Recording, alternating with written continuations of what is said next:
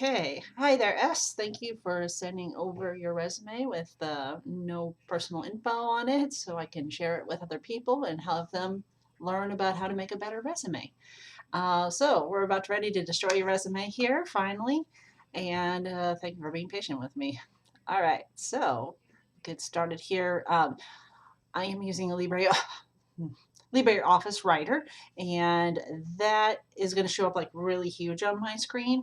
So I'm going to not really say too much about your format. Your formatting is fine. Um, I'm using different than like Microsoft Word, so on this particular computer.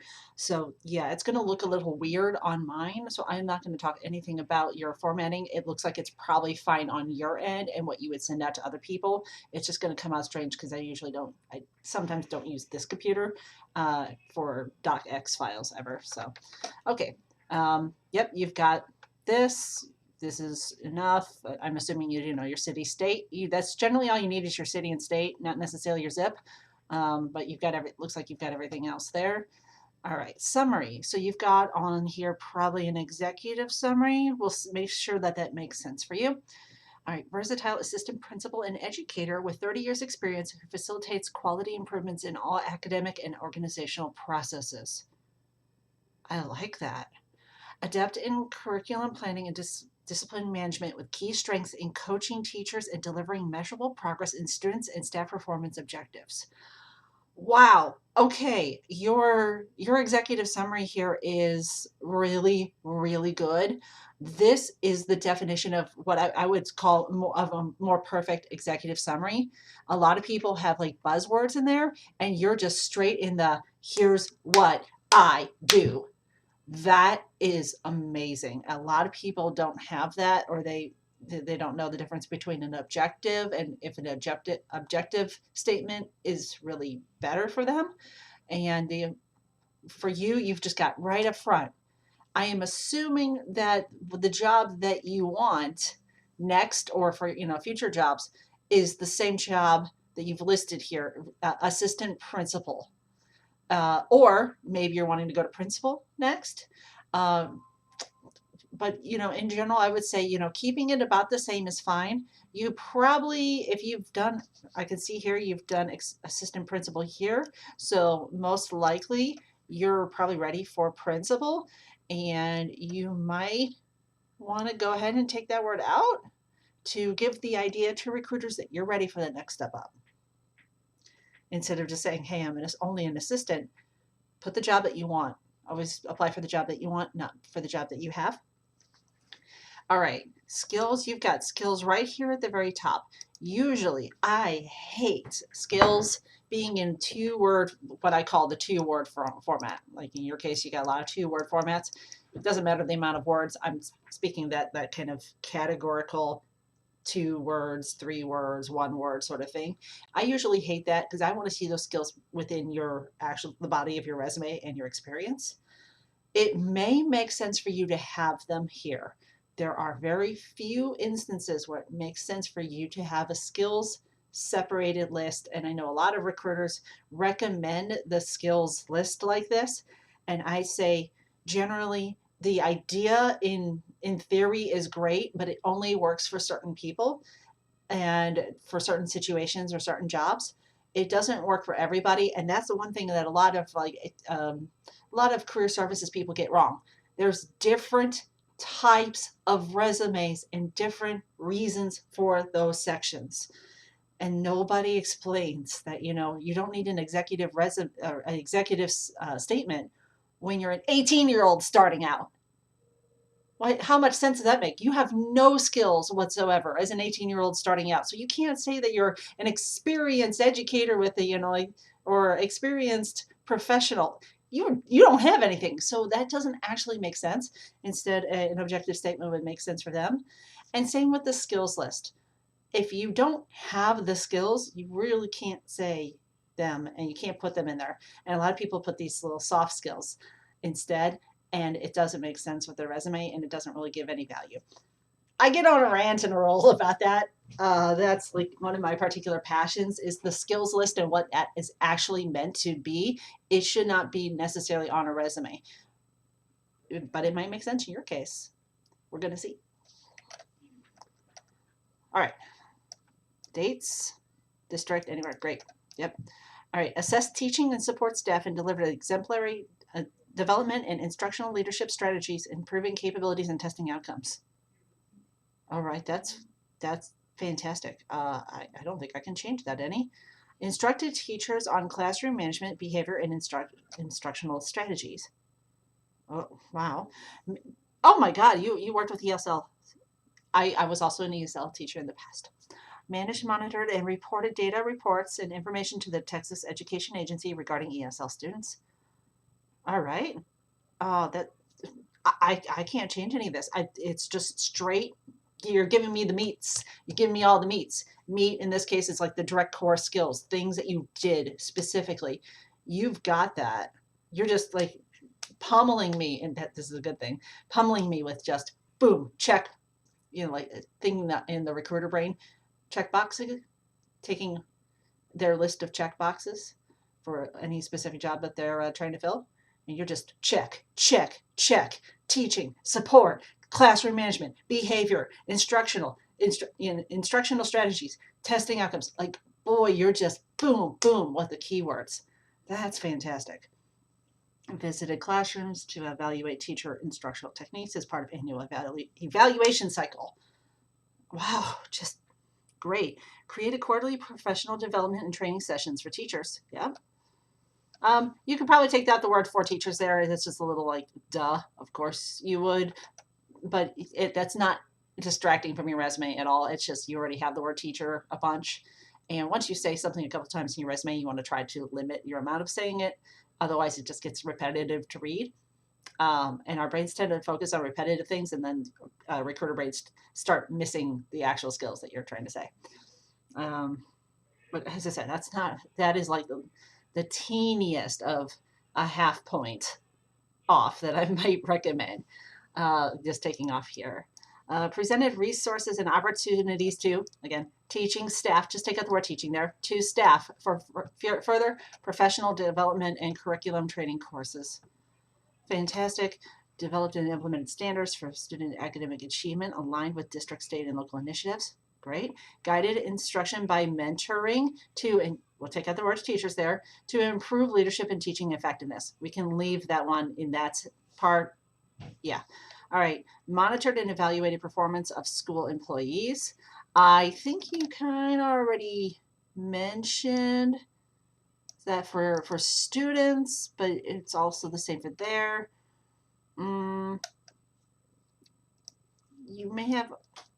You've already said this basically in your evaluation, monitor and evaluated. It doesn't matter that it's teacher specific or student specific. Let's just go ahead and cancel that one. You got plenty of other bullet points here. All right. Yep. Created a 95-page staff manual to guide employees in campus, district, and state policies and procedures. Fine. Directed school human resources included hiring, training, policy enforcement, and legal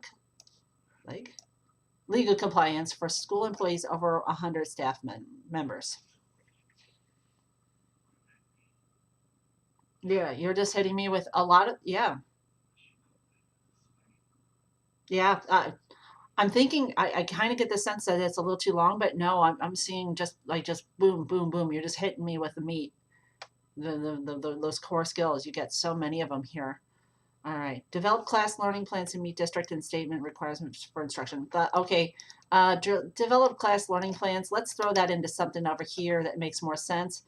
Instructed teachers on class management, behavior, instructional strategy, class learning plans, blah, blah, blah.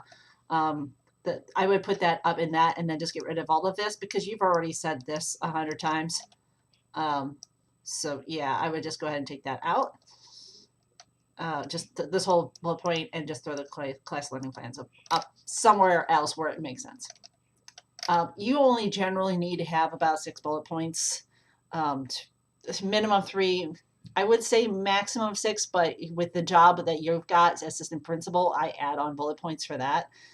So yeah, 7 or 8 is fine. So try to cut down on a few of them, but there's not too many. There's honestly not too many that you can remove. So, and these sentences are already kind of long enough. So, yeah, just the two that I mentioned taking out is probably fine. All right, department chair led team of English teachers designing, modifying, and adapting curriculum to meet the needs of students more than a year behind graduation plan. Boom, boom, boom, just hitting me with the meat. Instructional design catered to students in AP and dual credit classes to earn college credit while in high school. Wow. Oh, okay. What? What? Oh, I see what you're doing here. Okay. All right. You have so many bullet points here. Take one or two out that you've done in this at some point and throw them down here instead to balance it out and then get you to that rough 6 or 7 bullet points per thing. Or, 3 to 6 or 7. That's going to help a little bit with the readability aspect for recruiters. And keep in mind, we are teachers, but nobody else is. Not too many other people are. We need to account for the lazy readers and the people that, skim for information, just the short attention spans. The more you can account for that, the better it will be. Recruiters will naturally be drawn to your resume more. It's kind of like a bee being attracted to a bunch of flowers. The more balanced it is of a flower field, the more bees are going to come in, and you want more and more bees to come into your flowery field to look at your resume and see if it's stuff that they like. All right, you've focused your resume entirely on these 2 jobs. I might recommend putting one more on there. You got plenty of space. You're out, no matter what, you have to have a 2-page resume at this point. There's no getting around it. Go ahead and put on another job that may balances out, gives you some little, put on a job that you did right beforehand, something that has no bearing whatsoever on teaching, or anything that has any sort of, like, were you a paraprofessional? Were you helping students as a little side job? What did you do right before that? I kind of want to see a progression and not just the last 2 jobs that you've done. I think adding on one more, regardless of what it is, will balance you and not make you look so just like high and mighty. You need to be human first. Don't take away the human element. You need something that says, yeah, coming back down to earth. Yeah, I was working in a school as a teacher before that. Yes, you're going to be saying the same things, lesson plans and blah blah blah. That's okay. I need to see that you have experience being a teacher. I need to see that you have experience from corporate. Like if you came from a corporate environment and switched over, I want to see that. I want to see a balance of you came from a different career, that you're human, that you had a different career, that you're bringing different career experience into this, and not that you're just, I am teacher, I am department chair, I am principal. I need to see that you are also human. Okay.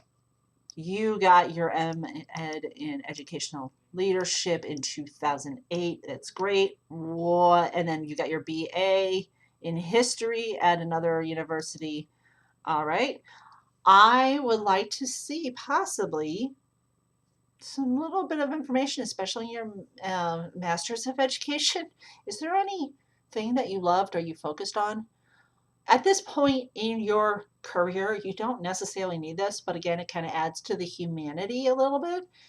Put on your favorite classes, just 2 bullet points or 2 classes specialized in X and X, whatever your favorite classes were.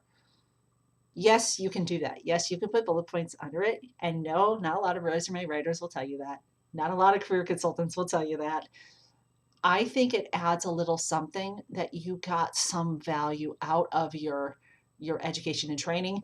Obviously, you used that education for great effect, given that you are now an assistant principal in your last job. But it's all I see is just the principal here. I want to see where your heart is. I want to see that humanity, just a little bit. That last job and maybe a little thing there. Basically, just add in that little touch of something special. You could put on there that you liked basket weaving class. I really don't care what it was. It just like gives the hope of, okay, cool. She's got a cool skill. She's got something interesting. She'll make a good principal. She can relate to the kids. She can relate to the teachers that are younger. She can relate to the parents. Go ahead and use that. Throw a little bit in there. Okay. Certifications. I love that you did ESL, English as a second language. That's wonderful. I taught overseas for 7 years.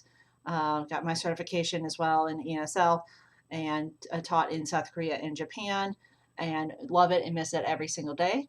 I came home for family reasons and started doing career consulting for people. Okay. So Texas principal, Texas, yeah, see, those are the certifications. I am kind of guessing that you took out the specific information from these because I need to see more certificational information in each of these. You may have taken out a little too much, but I get why you did it, and it's totally fine. As long as you put that down here, the years at least where you got it, and any like, is there like something more like where you got it? What's the name of the program? This might be the name. I don't know. I don't know Texas, but can you throw a little bit more info back in there if it isn't in there? And if you removed it for my benefit, that's totally fine. I hope it's there. Other than that, all right, that's the end of the resume. All right, now let's go back into the skills. Oh, all right, curriculum evaluation, teacher mentoring, discipline management, performance monitoring, compliance reporting, personnel reviews, instructional leadership, parent engagement and communication, Google Suite, Microsoft 365 Suite. Okay. These are great skills to have listed here. You already have a lot of them in your skills list or within your bullet points here. You don't necessarily need to have these at the top, but I actually don't mind it. I'm not seeing any weirdness things. Yes, this makes sense for you to have. Yes, it doesn't make sense for you to not be here, but it makes sense for these two especially to be here. This makes sense. This is already mentioned. This may be mentioned somewhere. I think you already mentioned it here, but you use the word personnel reviews as opposed to performance of school employees. All right, I'm going to let you leave that one. Compliance reporting, you did not mention that down here. It probably should be mentioned. The word oh, you know what? All right, I see what we did here. Legal, okay, you did mention it. Legal compliance, but you didn't have the word reporting in there with this keyword. All right. All right. I think I'm going to go ahead and let you keep that. I think I'm seeing this thing now. All right. You're basically adding more keywords in that are in your experience, but they're said in different words, which is then adding more keywords in. Smart as hell. I have to give it to you that is smart. Absolutely smart. Usually I don't like to have skills listed in these 2-word formats, but you literally have already described where you got those skills. Compliance reporting, yeah, it's down here. Yeah, it's here, and it's oh yeah, state policies and procedures. Yeah, you've got them. You're saying them in different words. That's fantastic. Wow. Why are you not getting jobs? That's going to be the next question here, is what's happening that you're not getting something. I am going to pause this video real quick. I now know exactly why you're not getting jobs. It's extremely clear. All I had to do was go read your message. The problem is that your whole resume is completely set up for teaching. It's not set up for a new career. Do you know what other career you want? Is this is okay, if I'm a recruiter and I'm looking and I'm seeing, okay, you've just applied for a job as a, I don't know, manager at a manufacturing facility. I have no idea how your skills would fit for that. I mean, personally, I do. I absolutely like personally. Oh yeah, I can see how your skills completely would fit with a middle level manager in that type of in manufacturing environment or something. I absolutely see that. A recruiter won't because they're seeing this and saying, "Wow, what a teacher!" And you are not wanting to be a teacher anymore. So that means your resume needs to change to manager. And how do you do that? You need to pivot your skills for a manager instead of a teacher. That's the problem. I'm here like with my check boxes and I'm like principal, educator, curriculum. I'm a recruiter. I'm trying to fit you in for manager. So you need manufacturing capability, some sort of history of manufacturing. Um, you need the ability to put documents together. Maybe I could see that. You know, they can do some documentation. Hmm, what fits? No, that doesn't fit. That doesn't fit. That doesn't fit. Trash. She's absolutely 100% really experienced, over experienced, absolutely um, above and beyond. I mean, this person should be making 100,000 a year or whatever your salary was. I don't know, but in the wrong category. We have to change these to manager duties, which means looking up what a middle level manager would do. For this example, what we need to figure out what job you want next, and then take your skills and put them out there in a different way. The same skills. You literally don't have to change much other than the wording, but the same skill, the same foundational skill is the same. Compliance reporting. Well, a middle level manager would probably do that for manufacturing. All right, so instead of having a compliance reporting, we need to kind of tweak this for that. Apologies, hold on. Okay, sorry. So yeah, working out of my family's house because my internet has exploded on my entire street somehow. So yeah, we have to change your resume entirely for a new job, and you're going to have to pick which one that's going to be. Which ones you're qualified for? You're overqualified for a lot of jobs on the internet. So we're going to have to pick one or two potentials. And I think what I want to do here is show you how to change those skills to match those jobs, those potential jobs, and show you the how to tweak them for that, how to twist them. I'm basically saying, flip it on its head and position it in a new way. That's what this means. So first we have to choose the career, or at least do some example careers. And then we need to take your skills and twist them for that. Not twist, but just literally flip them, change the words, and show them as something more attuned, even though it's obviously coming from a principal, from a teaching background. It doesn't matter. The changing the sentences for that new job is going to be the important thing here. Same with your summary, like literally all of this needs to change. Funny enough, this one, this,